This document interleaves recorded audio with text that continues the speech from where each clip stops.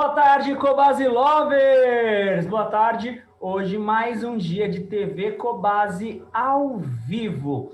Estou aqui em São Paulo, tá uma chuva, tá? Então a nossa internet pode ser que dê uma oscilada. Estamos os três aqui em São Paulo nessa chuva. Tá chovendo bastante desde ontem. Não sei se você aí na sua cidade também tá enfrentando a chuva que a gente tá. Então aquela garoinha que vem, que vai, que vem, que vai, tá? Então vamos seguir no nosso programa. A gente fica ao vivo aqui até às 16 horas, e o tema de hoje é dermatopatias alérgicas. Aí você vai virar para mim e falar assim, poxa, Thiago, mas esse assunto de novo? É de novo, mas não é de novo. Por que é, mas não é? Falar de dermatites, falar de dermatopatias, de doenças de pele de cães, de gatos, é um campo super extenso. Então, toda vez que a gente traz esse assunto, sempre fica faltando uma coisinha para falar, uma coisinha para complementar. E como eu sempre digo, o que falta a gente falar, a gente volta no próximo programa. E é por isso que eu convido mais uma vez a doutora Cristiane Godoy, lá da SPET Augusta, que é dermatóloga veterinária, para conversar com a gente. Boa tarde, doutora Cris. Boa tarde, obrigada mais uma vez pelo convite, um prazer sempre estar aqui com vocês. Pessoal, vocês conhecem a doutora Cris, quem acompanha aqui o nosso programa, tem o Instagram aí embaixo da imagem dela, segue ela lá que ela tem um monte de conteúdo bacana para falar aí sobre os pets, os cães, os gatos e por aí vai, tá? O programa de hoje é um oferecimento de Seresto, a gente vai falar um pouquinho sobre a coleira Seresto hoje, que é super famosa, é um produto super tradicional aí do mercado, e representando o elenco, para falar um pouco de Seresto também, eu recebo a doutora Tatiana, que é consultora técnica de pequenos animais lá no Elanco. Tudo bom, Tati? Oi, Ti, tudo bem? E você? Boa tarde, pessoal. É um prazer estar aqui com vocês hoje falando sobre a Seresto e com a doutora Cris aí, falando das alergopatias. A Tati também já participou, então se você quiser dar uma olhada nos nossos programas anteriores, tem a presença da doutora Cris, tem a presença da Tati, a gente está sempre aqui batendo papo. Galera já está entrando para assistir aqui, ó. Emilian Farias já está aqui com a gente, que é tradicional aqui do nosso fã-clube. Camila Talassi está assistindo com a gente também. Quem mais? Elisângela Correia. Boa tarde, Elisângela. Sueli Bezerra. Caroline Valim. Islândia Cavalcante. Uma galera já está entrando. Lucinha Sá, que eu acho que não é minha parente, tá? Minha família é tão grande. Então, Thiago Sá, Lucinha Sá, não sei, Lucinha, se for minha parente, dá um oi aí. Se você tiver qualquer pergunta para fazer sobre a dermatopatia alérgica, sobre a pele do seu cão, a pele do seu gato, ou sobre o uso da Seresto, né? Para que ela é indicada e o que ela previne, manda aqui que sua pergunta pode ser respondida ao vivo, tá bom? Bom, vamos lá então, doutora Cris. Mais uma vez a gente vai falando de dermatopatias. No outro programa a gente falou sobre dermatites. Existe uma diferença entre dermatite e dermatopatia ou é a mesma coisa com nome diferente? É bem dizer a mesma coisa com nome diferente. As dermatopatias alérgicas, a gente vai fazer referência àquelas doenças que fazem coçar bastante, né, doenças pruriginosas, que a gente precisa fazer um diferencial aí das escabioses, das sarnas, né, mas são doenças pruriginosas da pele, as alergopatias. Tá. Quais são as alergias mais comuns? Você falou aí da dermatopatias, aquelas que causam o prurido, né? Adoro falar prurido, que causa prurido é lindo. A coceira, né? Quais são as mais comuns? Então, Tia, assim, primeiro que as doenças que fazem o animal se coçar são as doenças mais incidentes dentro de um consultório, de uma clínica veterinária, não só da clínica do dermatólogo, né? Na clínica geral, aí atinge uns 80%. As doenças principais que a gente tem, né, as dermatopatias alérgicas principais são a dermatite alérgica picada de ectoparasitas, né, a hipersensibilidade alimentar, que também tem outros nomes, como reação adversa ao alimento, né, dermatite trofalérgica, e a gente tem a atopia. Essas são as três mais comuns. Sim. Sendo que a dermatite alérgica picada de ectoparasitas, ela é a mais comum em cães e gatos. Que é a famosa DAP, né? Isso, a gente pode falar DAP, que é dermatite alérgica picada de ectoparasitas, ou DAPP, que é dermatite alérgica picada de pulga. Só que eu acredito que DAP define melhor, porque ele pode ter alergia aos alérgenos presentes ali na saliva deles, né? Tanto da pulga quanto do carrapato, né? Dos dois artrópodes. Mas em cães, aqui em São Paulo, a gente está começando a pensar que talvez a atopia seja um pouco mais incidente, mas a dermatite alérgica picada de ectoparasitas ainda é mais comum. Vamos explicar rapidinho o que é essa atopia. No outro programa a gente explicou, mas vamos falar de novo. Atopia, rapidinho, só para o pessoal entender. Vou sapear as três aí, vou resumir as três. Vamos lá, vamos resumir. Dermatite alérgica picada, eu falei para você já, né? Então ele tem uma alergia anti, né? O alérgeno que está presente na saliva desse ectoparasita. Quando o animal ele é picado por uma pulga ou um carrapato, aquilo gera uma reação alérgica do corpo. Essa é a DAP. Isso, uma reação de hipersensibilidade. Isso nos alérgicos. Os cães que não têm alergia não vão ter nada. Sim. A dermatite trofalérgica ou a reação adversa ao alimento é geralmente provocada por uma proteína, tá? Mas qualquer ingrediente pode causar esse tipo de hipersensibilidade. Sim. Então, geralmente ligado às proteínas, mas outros ingredientes também podem causar. E aí está relacionado à formulação da alimentação dele, né, doutora Cris? Relacionado ao que ele está se alimentando, que ele está comendo. Está relacionado àquilo que ele pode desenvolver hipersensibilidade. Então, por exemplo, tem animais que são mais sensíveis a uma proteína bovina, por exemplo, outros a uma proteína de frango. E a gente não pode esquecer, por exemplo, também que o arroz integral ele tem proteínas expostas nele. Então, pode ser até a isso.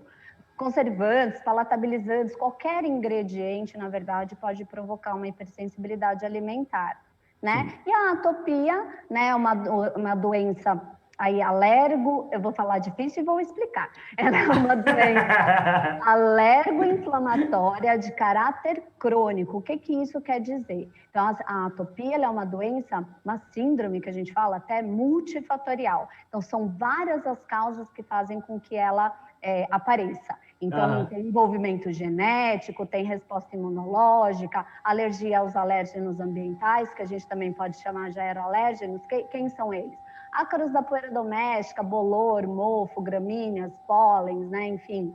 Reação de hipersensibilidade às infecções secundárias ali da pele também, e defeitos de barreira cutânea. Então, ela é uma doença que a gente fala que ela é multifatorial. E um indivíduo atópico também pode piorar com picada de pulgas ou com alguma coisa que come. Sim, porque ele já é sensível, aí pode vir uma coisa secundária, um item secundário que desencadeia aí essa reação de hipersensibilidade, a crise, né? As crises, eles às vezes estão controlados, eles têm o flare, que a gente fala que é a crise alérgica, porque alguma coisa que causou a hipersensibilidade aconteceu ali com ele. Muito bom. Ô, doutora Cris, a Emília Farias está falando o seguinte... rapidinho, a gente sabe que para cada reação alérgica, cada dermatopatia, o tratamento tem que ser específico e tudo mais. Mas uma coisa que ela aponta aqui é assim, que usou um creme de tratamento, o animal dele, o Faísca, teve uma alergia e tratou com um creme que ele aplicava após o banho. Então primeiro ele dava banho, depois tratava. É isso mesmo? Esse é esse é o protocolo? Esse é o protocolo de tratamento. Quando você utiliza um creme, uma pomada para tratamento, o ideal é passar após o banho mesmo? Eu vou dar a minha opinião, tá? Em primeiro lugar, que eu não gosto muito de usar cremes em animais.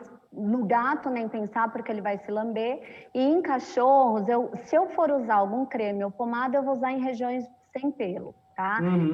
Então, assim, para cada indivíduo você vai instituir um tratamento, né? Se ele tiver com defeito de barreira cutânea, você vai fazer uma reposição dessa barreira através, às vezes, de shampoo, creme hidratante sem enxágue depois do banho, talvez seja isso que ela tenha se referido. Talvez, ou um spray hidratante, pode ser nos pelos úmidos ou nos pelos secos mesmo, e até durante a semana, mas não é só isso, tá? Ela precisa tratar a causa da coceira, então usar um antipruriginoso, ele sendo diagnosticado atópico, usar um antipruriginoso, um remédio para acabar e controlar a coceira.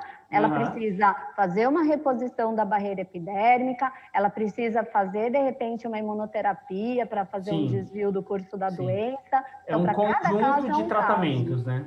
Muito bom.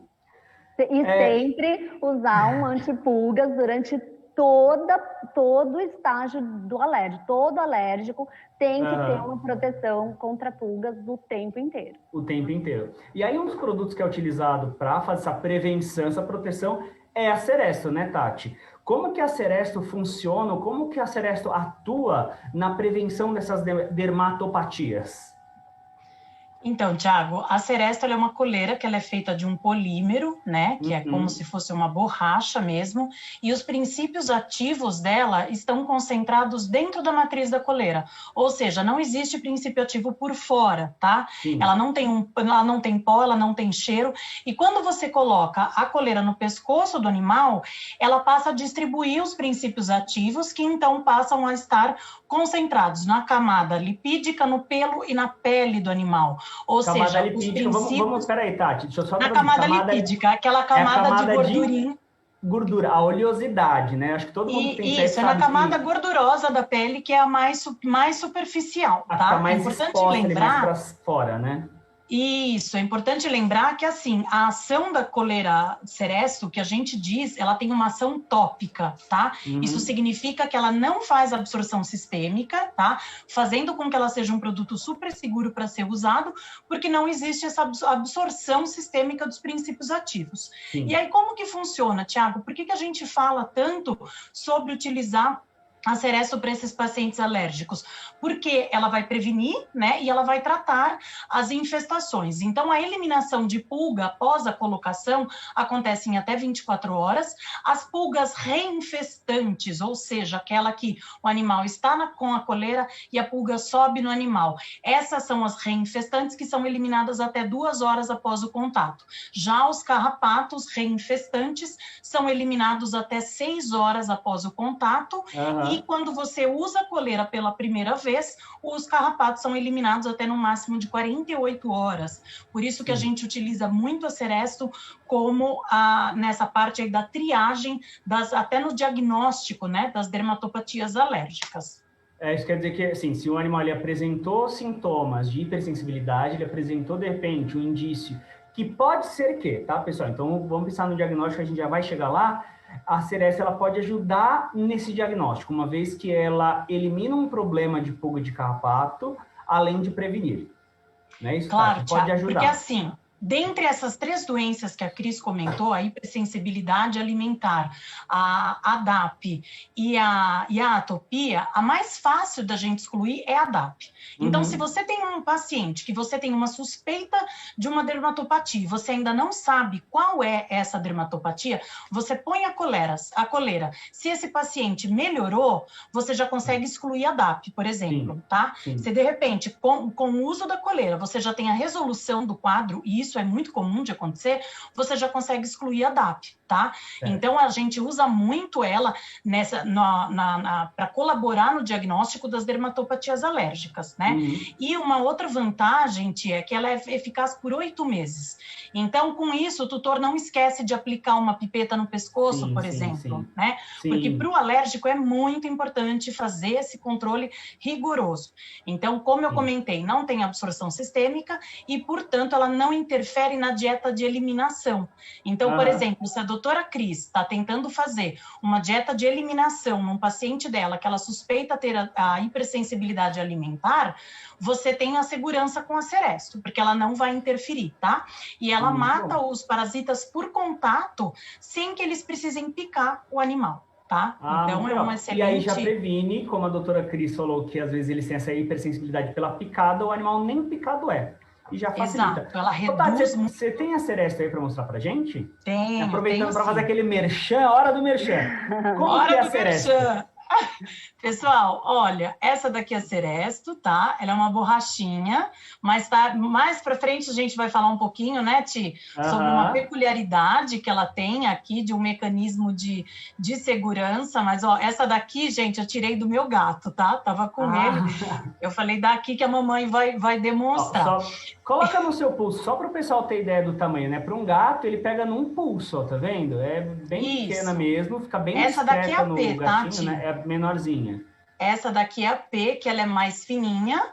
A G, ela é um pouquinho mais grossa, tá? Vem em 2 tamanhos a Seresto? Tem. A gente tem a G, que atende cães acima de 8 quilos, e tem a P. São 2 apresentações comerciais, tá? A P, ela atende cães até 8 quilos e gatos para qualquer peso. tá? Ah, muito bom.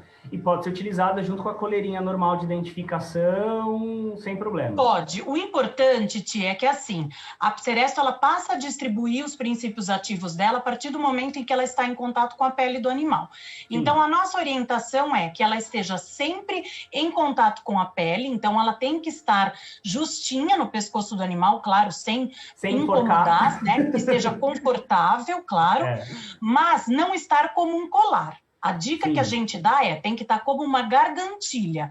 Então, no caso de um Golden, um Shih Tzu, que são animais peludinhos, afasta o pelinho e deixe com que a coleira fique em contato com a pele do animal, tá? E aí você pode usar outra coleira, não tem problema nenhum. Aí tem algumas pessoas que perguntam pra gente, posso então costurar a minha coleira junto à Seresto? Essa recomendação a gente pede para evitar, pra tá? não fazer, né? Isso. Então, precisa se evitar fazer isso. Mas pode utilizar outra coleira junto, não tem problema nenhum. Principalmente as coleiras de passeio, né? Sim. Mas pode sim. O que é o indicado, né? Se você tiver interesse em colocar lá a Seresto no seu cão, no seu gato, procura ajuda de um médico veterinário, vai lá na clínica, para ele ver se está justo sem incomodar. Eu acho que isso é importante, né? Ô, doutora Cris, o Leandro Mesquita, ele fez uma pergunta aqui. Ele tem uma gatinha de pelo alto que se coça muito na região próxima às orelhas e o rosto. Levou no veterinário, ele não identificou nada, mas ela continua se coçando. E às vezes até se arranha. Aí ele pergunta se isso pode ser um indício de uma alergia. E aí eu quero emendar, já para você falar como que é feito o diagnóstico de uma alergia. A gente falou que a Seresto ela pode ser auxiliada para excluir a possibilidade de ser uma DAP, né? Ou confirmar, né? Ajudando no diagnóstico. Mas de quais maneiras a veterinária clínica identifica que um animal de fato tem uma alergia? Eu vou começar respondendo a pergunta dele, que eu achei bastante importante, né? Então, o principal sintoma da doença alérgica, chiquérrimo, Thiago, como você gosta, tá? Chama prurido cinematéria, que isso quer dizer... Adoro! Prurido cinematéria. Prurido cinematéria, isso quer dizer coceira sem lesão. Então, primeiro o animal geralmente se coça para depois se lesionar. E como o gato ele é muito unha afiada, dente afiado, língua afiada, ele se machuca muito facilmente depois desse prurido. Eu vou falar só das alergias de gato mais para frente, então a gente retoma isso um pouquinho mais lá, mas mais para tirar a dúvida dele, tá bom? Tá bom. Como que a gente faz o diagnóstico diferencial das doenças alérgicas, tá? Então, em primeiro lugar, batendo o olho nas lesões, esquece. Você nunca vai fechar uma doença alérgica olhando, ai, nossa, essa lesão aqui é atopia. Esquece. O diagnóstico da doença alérgica, ele é clínico. A gente tem um protocolo a seguir, uma sequência para seguir de 3 fases.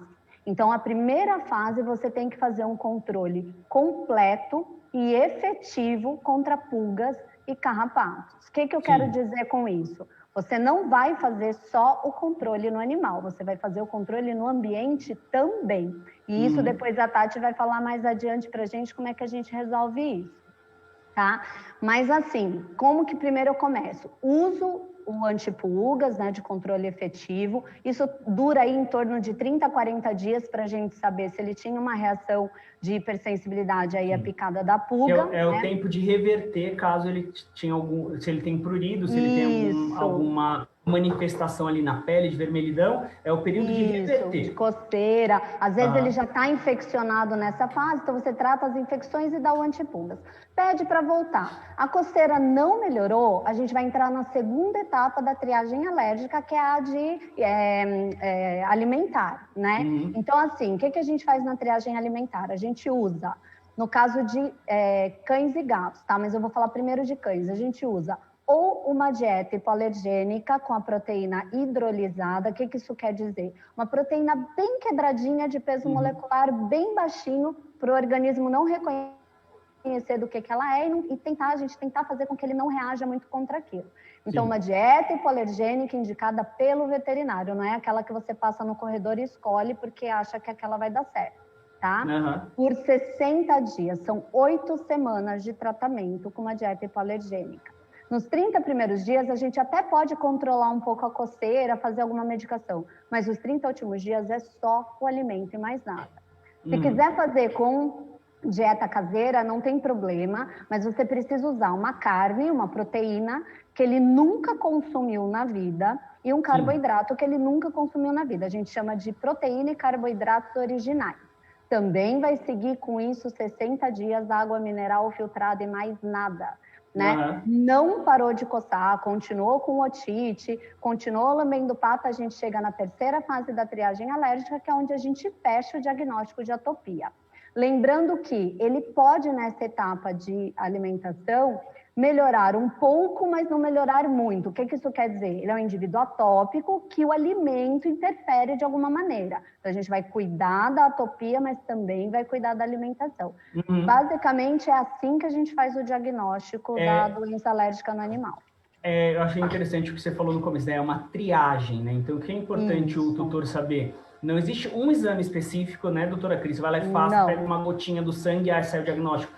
Você vai retirando coisa e testando item a item até descobrir o que realmente estava causando um problema, né? E esse seu comentário é extremamente relevante, porque assim, teste alérgico a gente só faz quando o paciente já foi diagnosticado atópico, e aí sim a gente pode fazer testes alérgicos que ajudem, veja bem, não vai solucionar, mas vai ser mais um componente para a gente tentar desviar o curso da doença. Então, o teste alérgico ele é feito quando o animal já fez a triagem alérgica, a gente fechou o quadro em atopia.